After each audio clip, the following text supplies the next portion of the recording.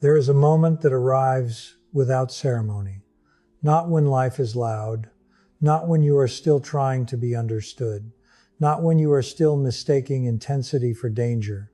It arrives later, almost as an afterthought, when you notice that the same emotional currents that used to pull you under no longer have the same grip. The room is the same, the voices are the same, the tension is familiar. And yet something inside you does not scramble the way it used to. You do not call it growth. You do not label it healing. You do not even trust it right away. You just notice that you are still here, present, aware, uncollapsed.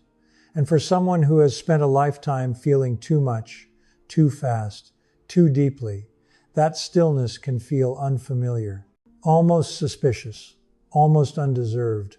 Because earlier in life, sensitivity did not feel like something you could carry. It felt like something you had to survive.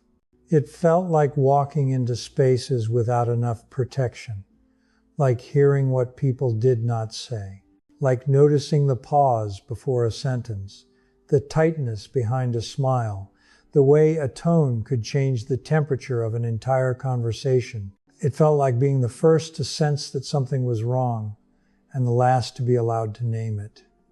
So you learned to become quiet in ways that looked like personality, but were really adaptation. You learned to watch first, to listen longer than you spoke, to adjust before anyone noticed a shift, to soften your presence, not because you were timid, but because you understood how easily things could tip. At the time, you did not think of it as emotional intelligence. You did not think of it as empathy. It felt like scanning, like staying ready, like making sure nothing exploded. And that is often where it begins, for the empath who was emotionally neglected early, not with a gift, not with a spiritual identity, not with some proud description of being intuitive. It begins with an environment that does not hold your feelings the way it should. It begins with the quiet absence of emotional safety. The lack of comfort that is not dramatic enough to be called trauma in the way people usually mean it, but consistent enough to shape the nervous system like weather shapes land. Maybe you were not shouted at. Maybe you were not hit. Maybe nothing big happened. But something essential did not happen often enough. When you were overwhelmed, there was no steady hand that taught you what overwhelm was. When you were hurt, there was no reliable softness that helped you return to yourself. When you were confused, there was no patient voice that made confusion feel safe. So you learned to make your own meaning out of what you could observe. You learned to study people, not in a calculating way, in a necessary way. In the way a child studies the sky when they have learned that storms can come without warning. You watched for patterns. You noticed which version of someone was safest. You registered mood shifts the way other people register traffic lights.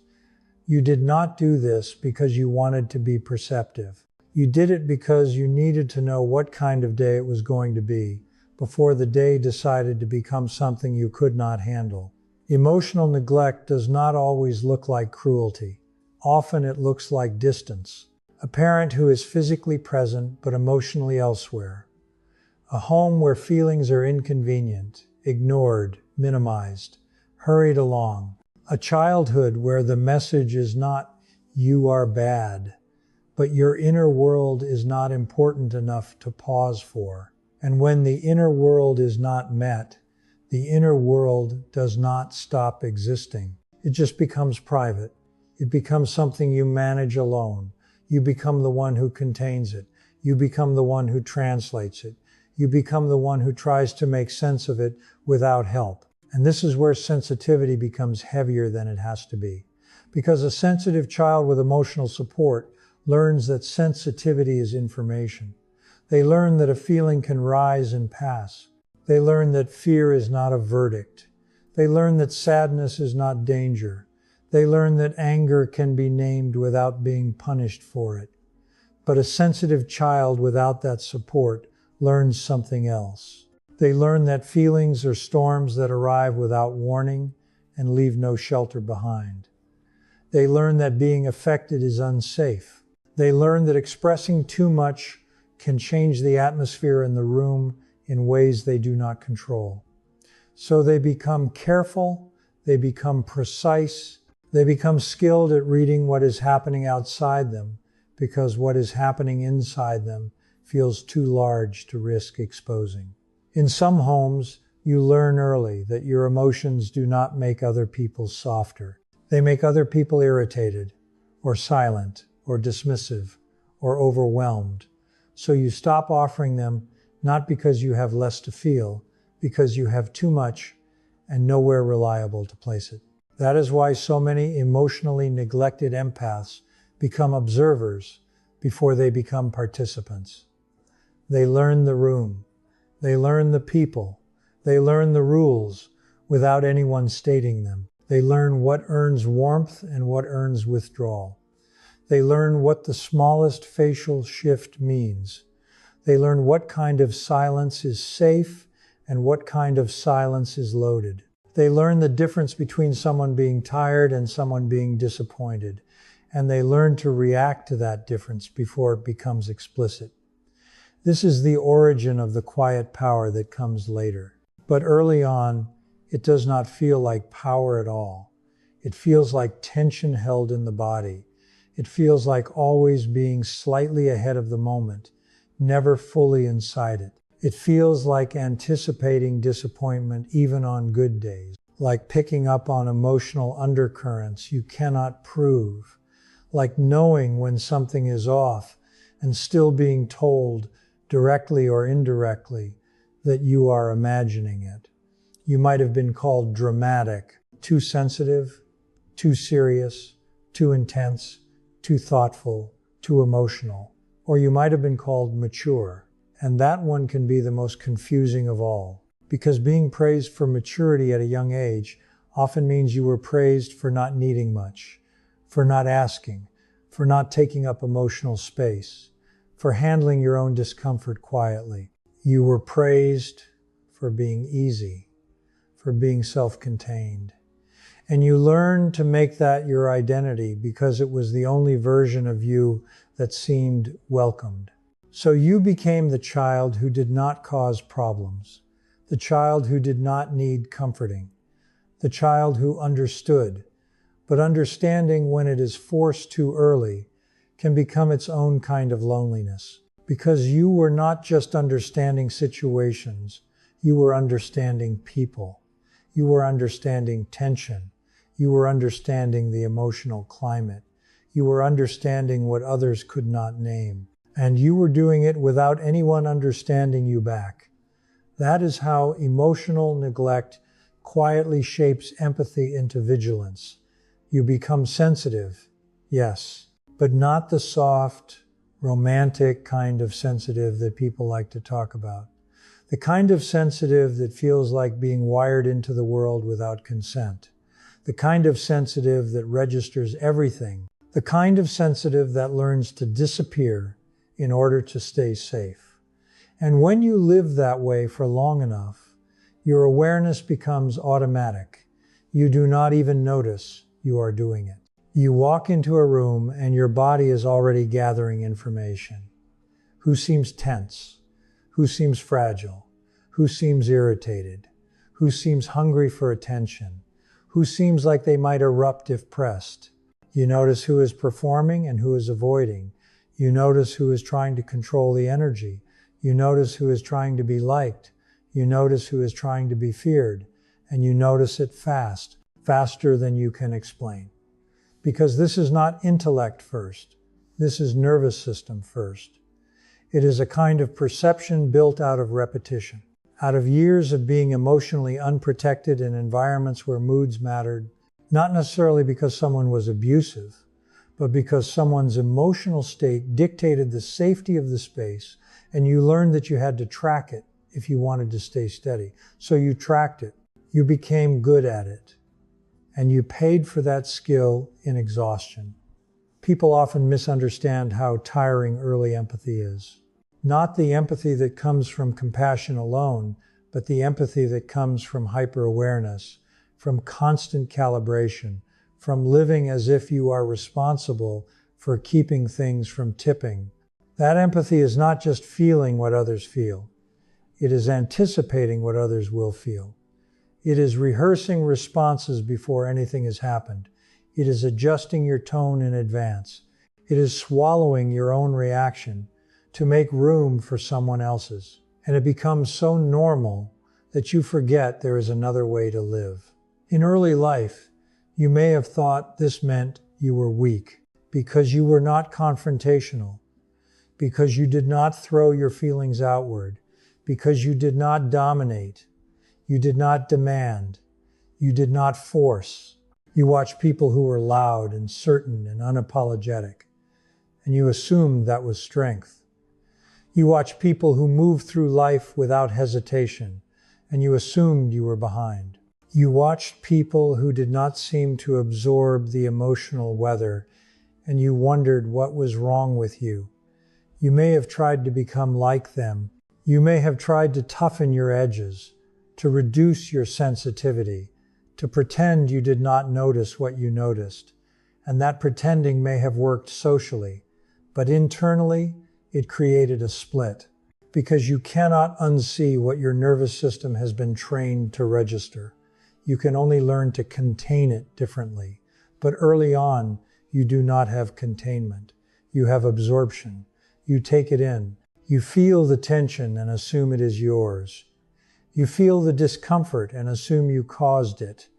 You sense the emotional distance and assume you are the problem, not because you are self-centered, but because children naturally make themselves the center of what happens around them. They do not yet have the emotional framework to separate. They do not yet have the language to say, this belongs to someone else. So you carried what was never meant to be carried by you. You carried mood, you carried silence, you carried disappointment. You carried unspoken conflict. You carried the weight of what other people would not process. And if you carried it long enough, it started to feel like your identity. You became the person who notices, the person who senses, the person who can feel the room shift before anyone else admits it. You became the one who keeps things smooth, the one who understands, the one who holds it together. But behind that competence, there was often a quieter reality, a child who was alone inside their own depth. Because emotional neglect does not always make you angry. Sometimes it makes you precise. Sometimes it makes you self-controlled. Sometimes it makes you emotionally literate in a way that is hard to explain to people who grew up being held. And that literacy is not always joyful at first. It can feel like a burden without permission, a strength without recognition, a capacity without context. You might have felt like you were born older than everyone else, not wiser, just more aware of nuance, more aware of the unsaid, more aware of contradiction. You noticed how people could say one thing and feel another. You noticed how affection could be conditional. You noticed how praise could be a way of controlling. You noticed how anger often covered fear. You noticed how jokes could be cruel when nobody named them as cruel. You noticed how families had rules nobody admitted were rules. And you noticed it while still being expected to function like a normal child, still being expected to smile at gatherings, still being expected to be grateful, still being expected to act like nothing was happening. So you learn to keep your perception internal. You learn to store your understanding instead of sharing it. You learn that naming reality was not always safe. And in that learning, you develop something that is often mistaken for shyness, or aloofness, or overthinking, or fragility. But it was never fragility. It was attention. It was emotional detection. It was a nervous system trained to notice what other people ignore. The tragedy of early emotional neglect is not only that you did not get what you needed, it is that you learned to adapt so well that nobody realized you were missing anything. You performed stability. You performed maturity. You performed understanding. And you internalized the idea that needing comfort was a flaw. So you stopped asking for comfort. You stopped expecting it. You stopped reaching for it. And that is where the loneliness settled in. Not the loneliness of being physically alone, but the loneliness of being emotionally unsheltered, even when people were around.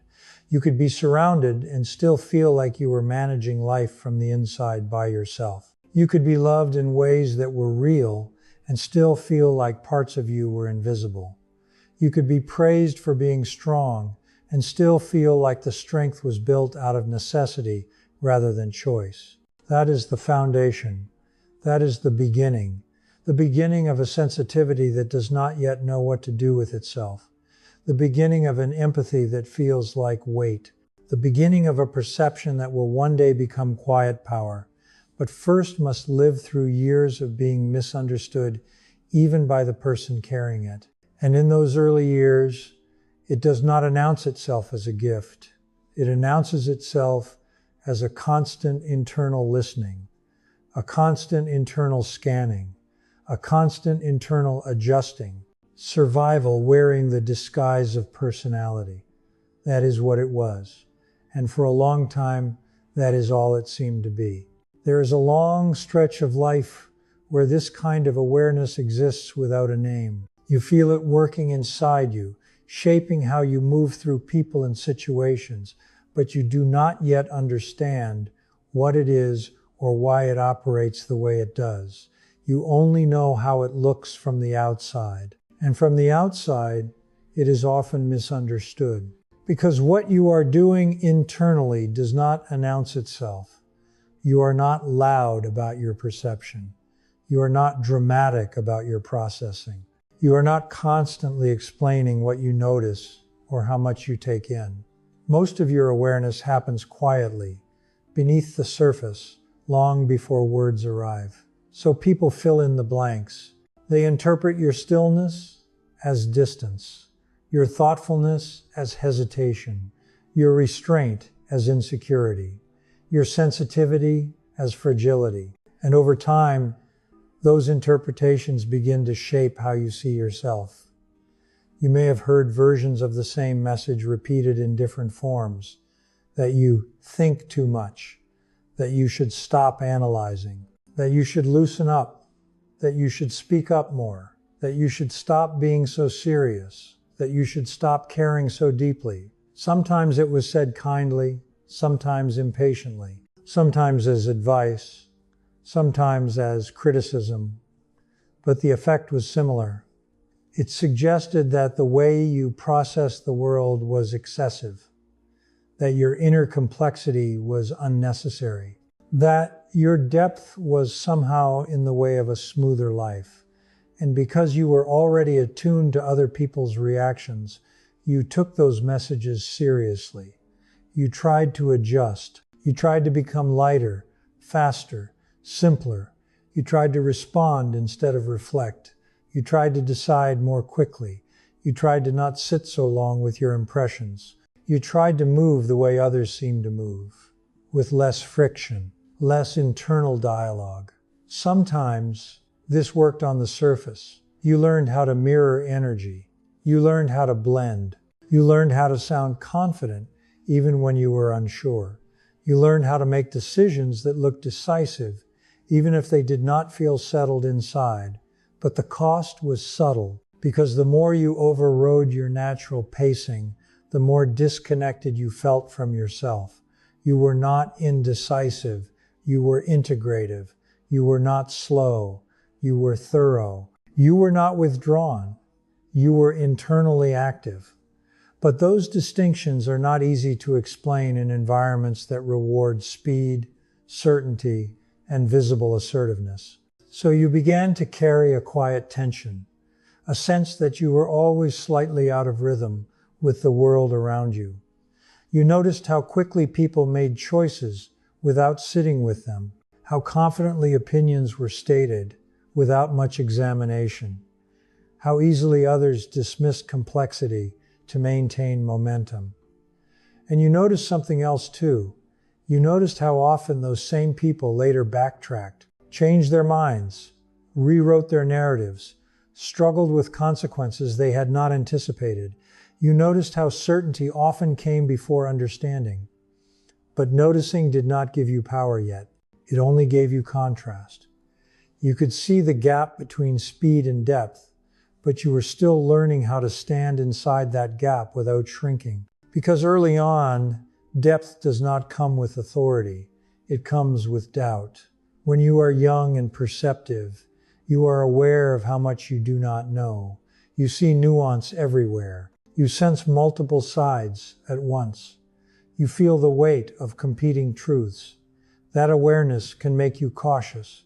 It can make you hesitate before committing to a position, a choice, a judgment. And in a world that equates confidence with correctness, hesitation is often misread. People may assume you lack conviction. They may assume you are unsure of yourself. They may assume you are passive. They may assume you are afraid. And some part of you may start to wonder if they are right, because it is hard to trust your inner process when it does not produce quick, visible results. It is hard to value your way of knowing when it does not translate cleanly into action or status or praise. So for a long time, your awareness might feel like excess weight, something you carry but cannot use. You see dynamics before they fully form, but you do not yet know how to intervene without causing friction. You sense when relationships are misaligned, but you do not yet know how to name that without sounding critical or dramatic. You detect emotional undercurrents, but you do not yet trust yourself to follow them. So you stay quiet. You watch. You wait. And in that waiting, a certain kind of misunderstanding settles in. Others begin to project onto your silence. They may assume you are disinterested, or aloof, or distant, or judging, or shy, or emotionally unavailable. Sometimes they assume you think you are better than them. Sometimes they assume you are insecure. Sometimes they assume you are simply hard to read. And in truth, you might be all of those things at different moments, but none of them fully capture what is happening. What is happening is that your inner world is dense. There is a lot going on beneath the surface, and without a shared language for emotional perception, density is often mistaken for distance. This is especially true for people who grew up having to manage themselves early. Because when you learn to self-regulate before you are taught how to co-regulate, you become internally organized, but externally opaque. You know how to soothe yourself. You know how to make sense of what you feel. You know how to stabilize your inner state, but you do not always know how to let others into that process. So from the outside, you may look composed even when you are processing deeply. You may look calm even when you are working through layers of feeling. You may look unaffected even when something matters a great deal to you. And that disconnect can create distance in relationships. People may feel unsure of where they stand with you. They may feel like they cannot quite reach you. They may feel like you are holding something back. In some cases, they are right. Not because you are withholding out of manipulation or fear, but because you learned early that exposing your inner world did not reliably lead to care. It led to misunderstanding, to dismissal, to being told you were too much or too sensitive. So you learn to protect your interior not by closing it off completely, but by filtering what you share. You learn to reveal selectively. You learn to speak once you had processed, not while you were processing. And this can look like emotional distance to people who externalize their experience in real time. It can look like withdrawal. It can look like indifference. But internally, it is the opposite. It is discernment forming without language. Another misunderstanding that often follows sensitive, emotionally neglected people is the idea that they are weak. Because they do not push, They do not dominate. They do not impose their will. They do not compete loudly for space. They tend to yield rather than escalate. They tend to observe rather than confront. And in a culture that confuses force with strength, this can be read as passivity. But what is often missed is how much internal strength it takes to hold back a response you are capable of, to feel deeply and not act impulsively, to sense tension and choose not to inflame it, to recognize power dynamics and navigate them quietly. That restraint is not emptiness, it is regulation, it is control, developed in subtle ways. But early in life, restraint is rarely recognized as skill, it is seen as absence. And so the empath, who grew up emotionally unattended, often internalizes a painful contradiction. On the inside, there is constant activity, awareness, sensitivity, perception, thought. On the outside, there is stillness, and the world tends to judge the outside. So you may have spent years believing that you were behind your peers who seemed more confident, behind those who spoke more easily, behind those who took up space without second guessing, behind those who seemed to move forward without hesitation. You may have wondered why clarity took you so long, why decisions felt heavy, why you needed time to sit with things, why you could see 10 angles when others saw one. And you may have mistaken that complexity for a flaw. But complexity is not the same as confusion. It is density. It is the accumulation of layers.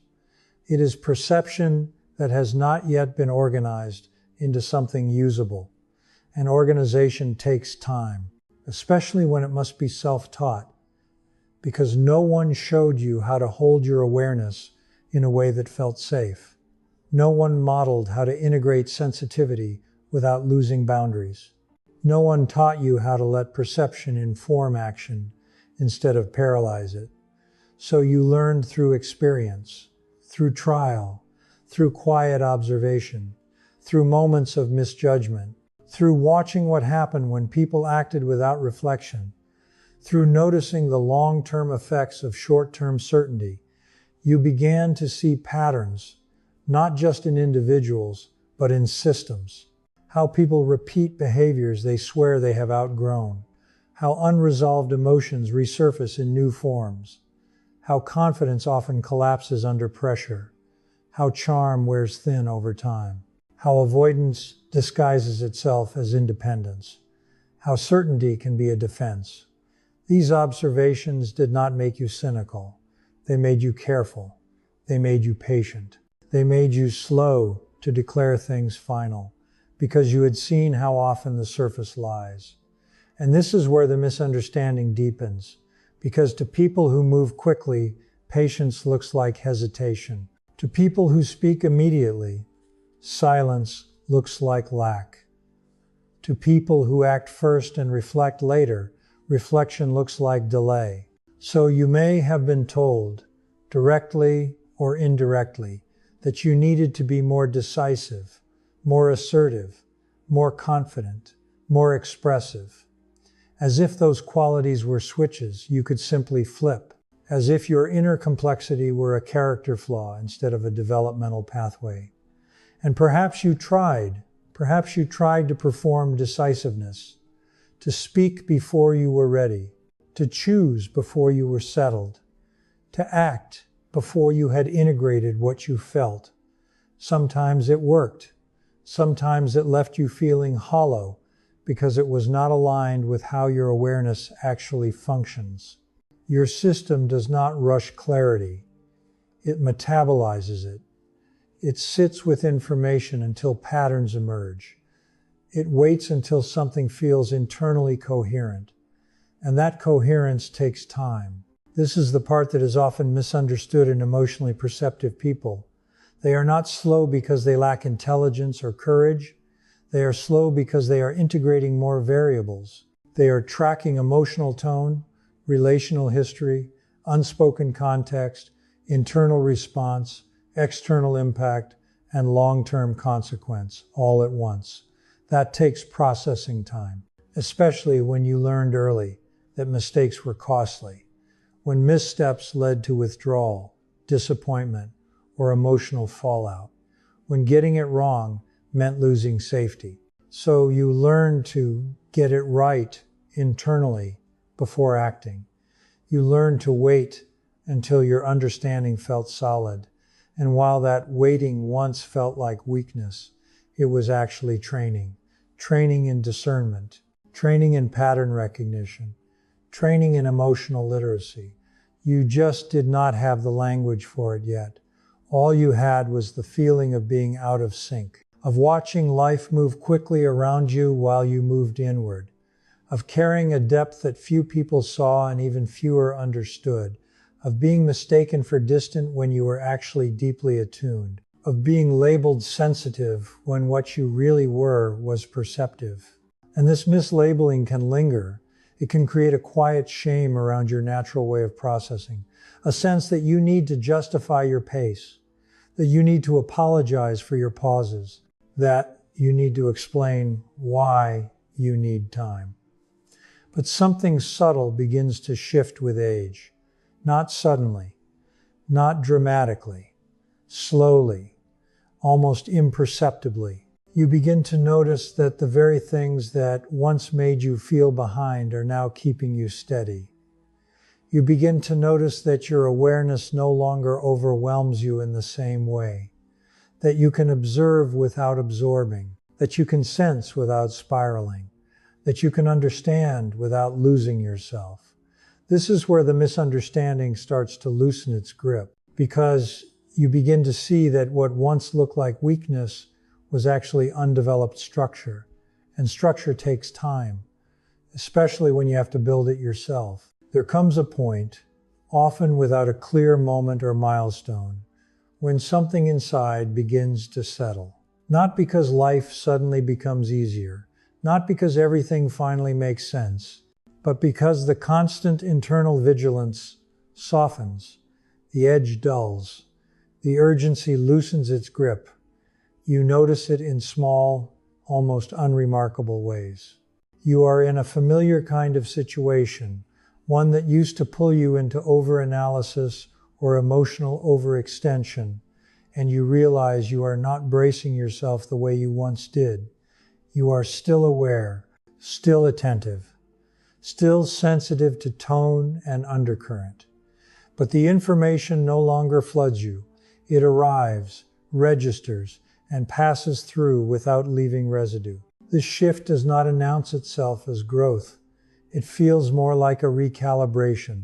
The same sensitivity is there, but it has changed its posture. Earlier in life, awareness felt like exposure, like standing too close to a heat source without protection. Every mood shift, every subtle tension, every unspoken dynamic landed directly on your nervous system. You absorbed it before you could name it. Now, something intervenes between perception and absorption. Not numbness, not detachment, something quieter and more precise, a boundary you did not consciously build, but slowly grew into. You begin to notice that you can sense what is happening without merging with it. You can recognize emotional weather without letting it determine your internal climate. You can feel concern without being consumed by it. You can see discomfort without rushing to fix it. This is not indifference. It is differentiation. And it often arrives after years of confusion, self-doubt, and internal overload. Because what changes is not the world. It is your relationship to your awareness. Earlier, perception moved straight inward. Everything passed through you. Everything stayed. Everything accumulated. There was no filter, no container, no sense of where you ended and others began. Later, something subtle reorganizes. You begin to feel a line where there was once only openness. A gentle boundary, not rigid or defensive, but real. You start to recognize what belongs to you and what does not. And that recognition alone changes everything. You still notice the emotional atmosphere of a room, but you no longer assume responsibility for it. You still register shifts in people, but you do not automatically adapt yourself around them. You still understand undercurrents, but you are not compelled to respond to all of them. There is a pause now, a small internal space between awareness and reaction. That pause is not emptiness, it is choice. And choice, for someone who grew up without emotional containment, can feel almost radical. Because for a long time, your system learned that awareness required response, that noticing meant managing, that sensing meant fixing or smoothing or accommodating. You learned to be useful in order to be safe. But over time, experience teaches you something quieter and more stabilizing. You begin to see that not everything you notice needs to be carried, that not every tension is yours to resolve. That awareness does not obligate intervention. This understanding does not come from theory. It comes from repetition, from watching what happens when you do not step in, from seeing that the world does not collapse when you stay still, from noticing that other people eventually regulate themselves, even when you do not guide them. At first, this can feel uncomfortable, almost negligent. You may feel a flicker of guilt when you do not respond the way you once did, a sense that you are withholding something, that you are being cold or distant. But slowly, you begin to feel something else alongside that guilt. Relief. Relief in not carrying what was never yours. Relief in not anticipating every outcome. Relief in allowing space to exist without filling it. And within that relief, a different kind of strength starts to take shape. Not the strength of force or assertion, the strength of grounding. You notice that your presence has changed. You speak less, but when you do, your words land more clearly. You listen without scanning for danger. You observe without bracing. You respond rather than react. And people begin to experience you differently, even if they cannot articulate why. There is a steadiness to you now, a kind of quiet authority that does not need to announce itself. It comes from coherence, from the alignment between what you perceive and how you hold it. You are no longer split between awareness and self-protection. They have started to work together. Earlier in life, awareness outpaced your capacity to hold it. Now, your capacity has grown to meet it. This is not because you hardened. It is because you integrated. You learned, slowly and often painfully, how to stay present without dissolving. You learned that boundaries are not walls, but edges. They define where you end, not to keep others out, but to keep yourself intact. And once those edges form, your sensitivity stops feeling like exposure and starts feeling like orientation. You can sense dynamics without losing your center. You can understand motives without excusing harm. You can perceive emotional currents without being swept away. This is where the quiet power begins to emerge. Not as dominance, not as confidence performed outwardly, but as internal stability, a sense of being anchored in yourself. You begin to trust your perceptions again, not as alarms, but as information. You no longer second-guess every intuitive signal. You no longer need to immediately verify your experience through others. You recognize patterns without needing to prove them.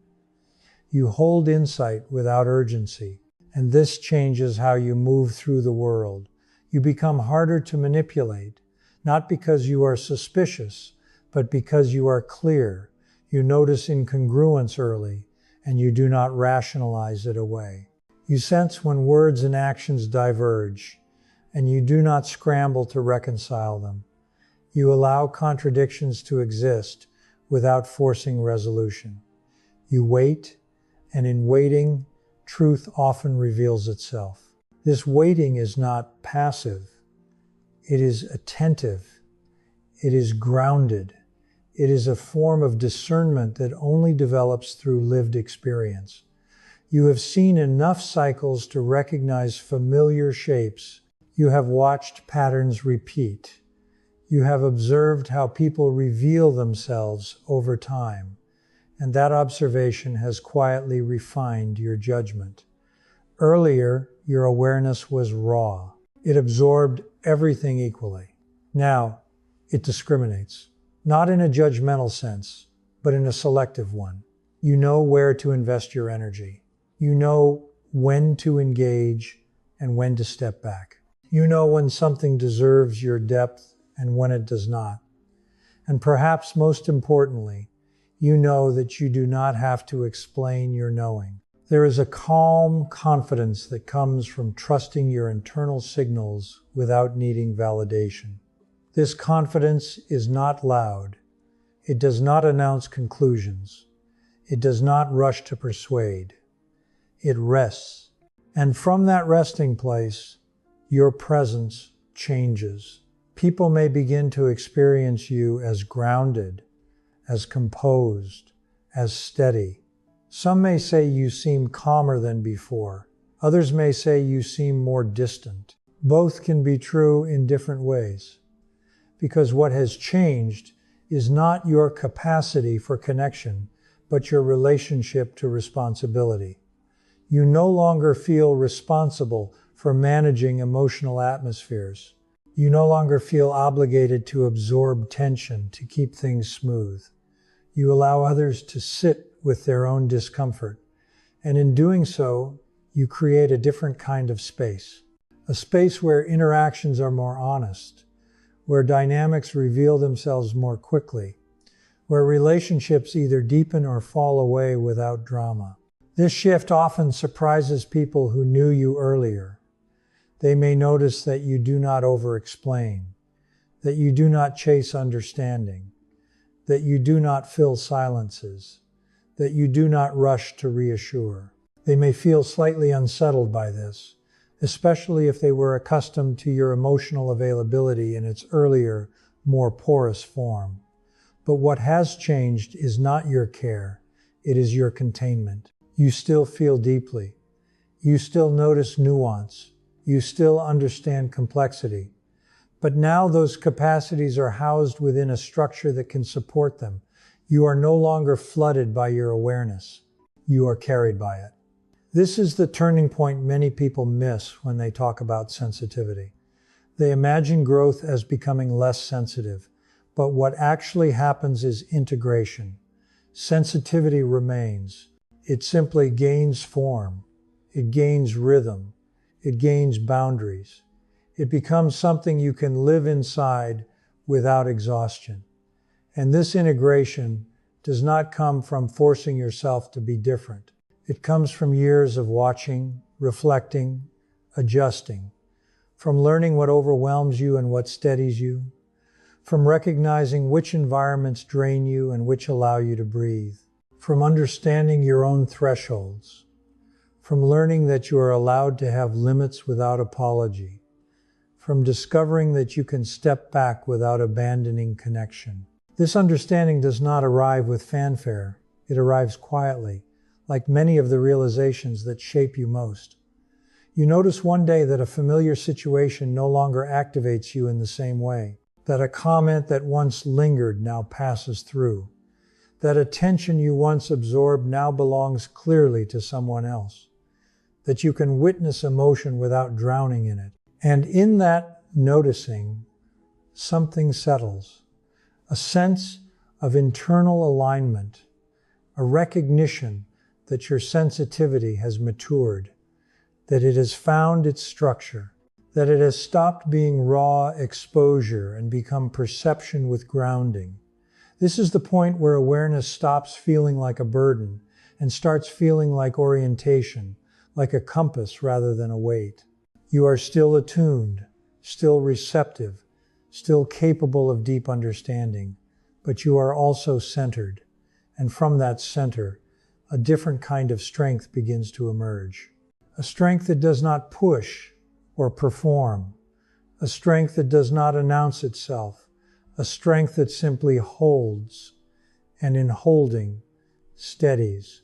There is a point, often unnoticed at first, when you stop trying to explain yourself to your own awareness. You no longer ask why you are the way you are. You no longer search for justification. You no longer measure your inner life against louder models of strength or clarity. Something settles into place, not as a conclusion, but as a quiet recognition.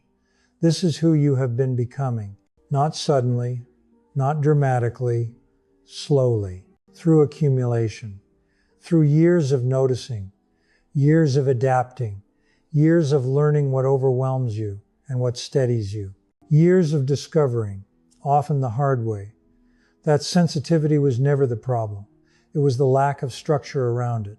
What once felt like excess now feels like depth. What once felt like vulnerability now feels like attunement. What once felt like fragility now feels like awareness with weight and shape. You begin to understand that nothing was wasted. Not the overthinking, not the waiting, not the hesitation, not the long stretches of quiet observation. They were not signs that you were behind. They were signs that something complex was forming beneath the surface. There is a certain relief that comes with this understanding, a soft exhale, a sense of permission to stop arguing with your own nature. You stop trying to become less sensitive. You stop trying to toughen yourself into someone else's version of strength. You stop apologizing internally for needing time, space, or depth. Instead, you begin to recognize how your awareness actually works. You see that it was never meant to be loud. It was meant to be precise. You were not designed to move quickly through life, collecting impressions and discarding them. You were designed to absorb slowly, to notice patterns, to detect meaning beneath behavior, to sense what is forming before it becomes visible. And once you stop fighting that design, it starts to support you. You notice that you can sit in complexity without urgency. That ambiguity no longer unsettles you the way it once did. That contradiction does not threaten your sense of self. You can hold multiple truths at once. You can see someone clearly without needing to define them. You can recognize dynamics without becoming entangled in them. This is not detachment. It is integration.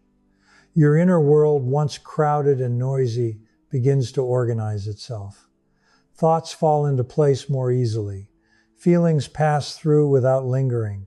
Insights arrive without overwhelm. You are no longer bracing against your own perception.